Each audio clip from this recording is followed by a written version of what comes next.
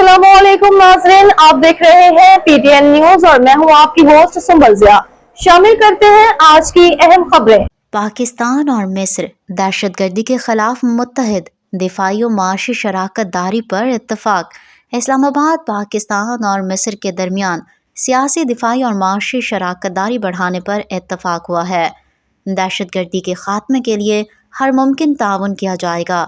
इस्लामाबाद में नायब वज़ीर आज़म और वज़ीर ख़ारजा इसहाक डार और मिस्री वज़ीर ख़ारजा डॉक्टर बदर अहमद मोहम्मद अल आती ने मुश्तरका प्रेस कॉन्फ्रेंस की। प्रेस कॉन्फ्रेंस के दौरान नायब वज़ीर आज़म और वज़ीर ख़ारजा इसहाक डार का कहना था कि मिस्री वज़ीर ख़ारजा को पाकिस्तान आमद पर खुशामदीद कहता हूँ। दौरे का मकसद दो तरफ़ा ताल्लुकात को मज़ीद मुस्तहकम करना है। दोनों ममालिक में सियासी डायलॉग और माशी शराकत दारी में ताउन बढ़ाने पर इत्तफाक हुआ है। इसके अलावा दिफा समेत बाकी तमाम शोबों में भी ताउन किया जाएगा। उन्होंने कहा कि पाकिस्तान मुस्लिम दुनिया में मिस्र को अपना शराकत दार समझता है।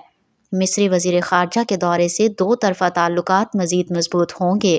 पाकिस्तान मिस्र के साथ 250 बिजनेस हाउसेस की फहरिस्त शेयर करेगा। इन बिजनेस हाउसेस में मईशत के तमाम शोबे शामिल होंगे। उनका कहना था कि चैम्बर ऑफ कॉमर्सेस और कारोबारी फेडरेशन से इसमें मुशावरत करेंगे। 6 माह बाद इस लिस्ट में 250 बिजनेस हाउसेस मज़ीद शामिल होंगे। पाकिस्तान और मिस्र का बिजनेस फोरम बनाया जाएगा।